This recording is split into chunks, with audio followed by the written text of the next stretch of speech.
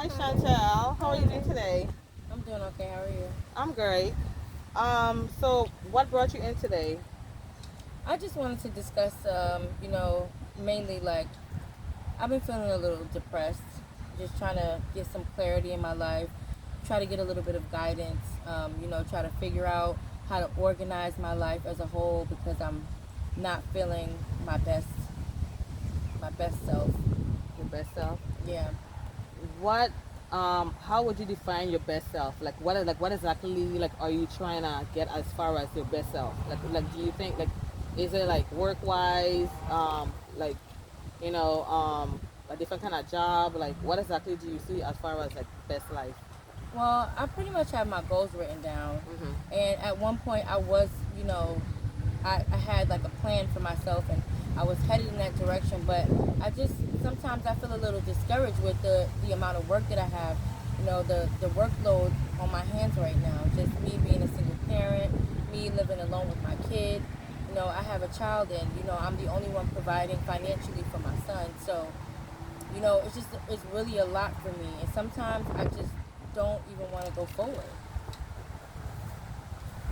Well, it seems like you have a lot on your hands. So, have you have you tried talking to someone about your feeling what you're going through? Is like, have you ever like, is this the first time you come into counseling? Have you tried to reach out to someone in the past to discuss this I issues? mean, professionally, yeah, this is the first time I've, actually reached out. But prior to this, no, maybe my family, but I mean, I feel like they don't really understand where I'm coming from.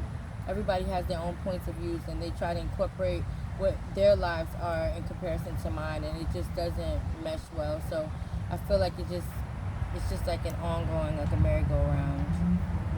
So, what made you decide to come in and talk to me? Like, because this that it's been your first time. Like, what was it that made you came and be like, I really need to talk to someone. Me wanting to give up. I'm feeling like I just don't want to be here anymore. And I know that as a parent, I have to be here to provide for my child. And I have to be, I have to provide safety and security for my child. And I just don't feel like I'm capable of doing that anymore. So, me realizing and acknowledging that, I feel like, before I get to a place where I completely give up, I wanted to, make a head run for, someone that could possibly help me. When you said giving up, like, what exactly do you mean? Like, as far as giving up, is it like work wise? Like, what exactly as far as giving up? Because there's a lot of different contents when it mean when somebody said they're trying to like they're done giving up. What exactly are you talking about? Quit my job and possibly commit suicide. Have you ever had have you ever had suicide tendency or like in the past? I've had thoughts of it. I've come close to, committing suicide with pills, in my hand, but not actually placing them in my mouth. But I Uh, was very close. and how long ago was this? Like, did you have anything like recently? Like how like when was the last time you had any tendency of suicide? It was probably a few years ago. And how did you overcome that? I prayed about it. You prayed. Yeah, that was mostly the only thing that, could help me. And then I also received a pay increase at my job, so that kind of, helped me. And I feel like that was the Lord answering my prayers because that was something that actually was, a hindrance for me. Did you is this the first time you talking about like? Did you ever talk about your suicidal tendency with anyone? No. What made you not decide to talk to it? Like, at least have someone. Like, do you have anyone close to you besides family that that you feel like you could like express yourself without any kind of judgment? Well, I have family members that I'm close to, but as far as them not passing judgment, I'm not too sure. And I know that suicide is something that people look down upon, so I didn't want to, give people that idea of me, knowing that that was something that I was battling. And I also felt like they wouldn't understand because I don't think that the individuals that I'm close to can actually put themselves in my shoes because they're not, dealing with my situations. So like you said, by you having a pay increase in your job, it really helped you overcome and get yourself back on track. But like, when did you start feeling all this, like being overwhelmed and depressed? Like, when did it start it back again? What trigger you to go back to feeling? Well, I went through a really serious breakup, and back then it was a lot easier for me to manage bills because it was two of us. Now it's just me by myself and my child. Also, I have no one else to really keep my son unless it's like his dad. So at times, if his dad doesn't want to watch him, that's something else I have to deal with. I have to figure out who's going to keep my son, and I don't trust people enough to just place him anywhere. So then that makes me end up having to call off of work, and I mean, my job is struggling right now because they're understaffed, and I mean, that also puts my job at jeopardy. And I don't want to feel like, I'm going to lose my job because I don't have anyone to watch my kid. So what kind of work do you do? I work as a CNA in a nursing facility. Okay. And how has it been? As far as, like how is stuff going like now? I know you talk about, the overstaff and, job in jeopardy or whatever. But like is the pressure of not having enough workers there, is it, making you overwhelmed and feeling depressed? Absolutely. I feel like, a lot of days I can't even enjoy my time with my child. I can't give him any energy because all of my energy, you know, I'm I'm just like I overexert myself at work. I'm always here trying to make sure that, I'm taking care of home and that we have extra. So in any event that God forbid I get sick, who's gonna take care of me and my son? So I have to make sure I have extra funding for myself and my son. So yeah, I'm burnt out. So when you're not here, like, do you have any kind of self care? Like, do you like when you're not here and working? What do you do like to at least get you back on track a little? Like, do you go for a walk? Do you have a journal that you write down? Like, what kind of bring a little clarity for you to have like a clear mind when you're around your son? I don't have a clear mind. I have a million things going on in my mind at once. And go for a walk, I wish. I wish I could go for a walk, but the only walking I'm doing is going to go pay a bill somewhere. I mean, I have a whole household I have to take care of. I have to take care of my yard. I have to make sure everything in my house is, clean. But most of the time, I'm tired. So I try to sleep most of my hours in the day away. And then I wake up in the middle of the day and then everything is almost closed, so I'm rushing to go pay bills and do everything I need to do if I can't pay it online. And then I have to pick up my son and he have to do his homework. I really don't have much time to do anything. It's just everything is just solely on me. And I'm one person. So how do your son feel like when he see you, like, not being your very best? Like, is it, do you change, like, do you put on like a face when you're around him, like, so he can see that you're overwhelmed, or he's old enough for him to understand, like, mommy's going through what she's going through and she need a minute? Well, I try not to put any of my depression, like I try not to display any of that to him because I don't want my problems to become his problems. So, yeah, of course I put on a face, but, I don't express any of that to him. I just always tell him that mommy is tired and, mommy has to work and make sure that we have things. And I kind of like bribe him with toys and, anything that a kid would like. Mm-hmm. And that's pretty much all I can do for him at this point is be a provider and not give him much of my time, which I hate because I remember going through that as a child myself. And, my mom and I, we didn't have a close bond. So I feel like now that I went through that, I'm passing it on to my child, and I don't want to be that way. Can you elaborate when you said that you and your mom didn't have a strong bond? Like what happened that took place that you and your mom, when you was at that time? Well, my mom was always at work. From the time she would leave in the morning, I would have to take myself to school. And by the time I would get home from school by myself, my mom would come home later on that evening and she would go straight into her room, get undressed, go take a shower. She may or may not cook, and then that was it. She was back in her room with the door closed. Also, it was a cycle Yeah, that was this was going an on. ongoing thing, yeah. Until what age did like like did it stop at all as you was getting older, or it just continued? Yeah, it continued until I moved out. I was about 17, 18. Okay. And where was your father at this time? Oh, my dad, he wasn't there in the house. He left when I was 14. Okay.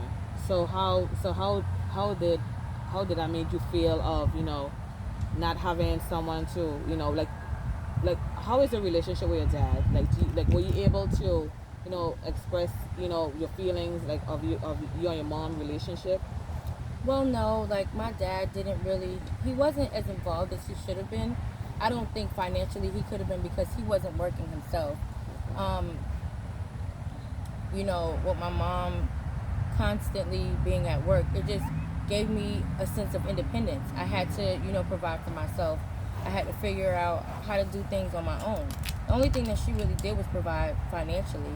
She would give me money, and then everything else I had to figure out on my own.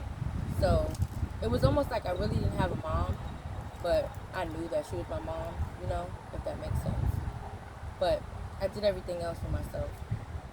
So how is you guys' relationship now? Like did you ever, as you being an adult, did you ever had a chance to, question her of, like of her ways back then as you was a teenager? Like were you able to have a moment as you being an adult now and have a sit down to express, you know, why things was the way it was? Uh, I would like to say that I have expressed myself to my mom about how I felt as a child. She kind of denies most of the things that happened, but I think maybe at the time I kind of understood that she had to work because if she didn't, we wouldn't have a place to live. So I just, like, I had grown accustomed to her being vacant, her being absent. I mean, she was absent most of the time, so I was used to it. It was not like anything new. I mean, I saw my friends and I saw how close they were with their parents, but I just knew that that just wasn't the relationship my mom and I had. I didn't like it, but it was just something that I had to deal with. So I dealt with it. So now as an adult, so like, do you guys have a relationship? Like, are you guys closer? Like, how would you define your relationship now with your mom? Is it better than how it was when you was little? Well, yeah, she's retired now, so we speak a lot on the phone, Okay. and I mean, we communicate. So yeah, I would like to say we're closer than we were when I was younger. And how was your relationship with your sister? Well, my sister and we didn't talk for a very long time. I guess up until I was like in my early 20s, and then we grew closer. Okay. We're 12 years apart, so we're very very different, and she was just always a different kind of person. But I think she kind of grew out of her ways, and she realized that I was her younger sister and I needed her. Okay. So you say you guys started talking back when you was 21. Maybe like 24. So what age were you when you guys stopped talking? Maybe I was like 14. That's a very young age. And I know you were saying that that was a time when your mom she was working all the time, she was not really around, and your dad not really having a job and not really being there. So with the fact of you not having a close relationship with your sister, how did it affect you as you was getting older? You know, coming into womanhood and not having somebody to as a sibling to talk to. It made me look for love in other people. It made me want to find and create my own family with my own friends and people that I've dated. And if things didn't work, I was already used to being alone, so it really didn't matter. Okay, so But I you was still. accustomed to the absence of not your family not really being around. Mhm. So it was nothing. It was just a neutral understanding for you as you was getting older. Mhm. So as you guys start talking back, who was the one that like had reached out to try and make things work? Like, with you guys coming back as close as how you guys is now? My sister, she reached out. I think, like I said, I think she realized as her younger sister and me, like being so far away because I moved away Mm. from where they are. My family's in New York, so Oh, okay. 1,200 miles away. I guess she realized, like, I let me contact my sister. I don't know, maybe her and my mom had a conversation. I'm not sure, Okay. but I know that she was the one who initiated the conversation, and we went from there. Okay. I was always open to it because she's my big sister, and I wanted Yeah. that relationship, but she just wasn't willing to give it to me. Hmm. And do you do you think with the fact that by you moving away from home and not being as close to where your family was at, do you think it made you feel comfortable of not having to have have that confrontation of you having having the talk, actually having to see her face to face? No, I don't think me conversing with my mom face to face was ever a problem. She just was never around. No, what about your sister? Because you said, Oh, yeah, she with just your wouldn't sister. talk to me. I would see her all the time. She just, like, if I say, I'd be like, hi, she wouldn't respond. Wow, that is very forthcoming. So what exactly are you trying to get out of this therapy? I'm just trying to get some organization in my life. I'm Okay. trying to figure out how to not be so isolated from the world. Mm-hmm. I'm trying not to be so disconnected from my son Mm-hmm. because I want that connection. And I feel like I'm kind of doing what my mom did. So I'm trying to find a balance in my life so that I'm just not all over the place and not feeling so overwhelmed. I need to figure out how to categorize, like, when to, like, start something and finish it, and keep, be able to try to figure out how to continue to do that with everything that I'm doing in my life. Okay. So, have you ever like had a journal, or have you ever had like some people call it a journal, some people call it like one of those, like a mirroring of where you put say so of words of expressing yourself, stuff that is like gonna get you from point A to point B.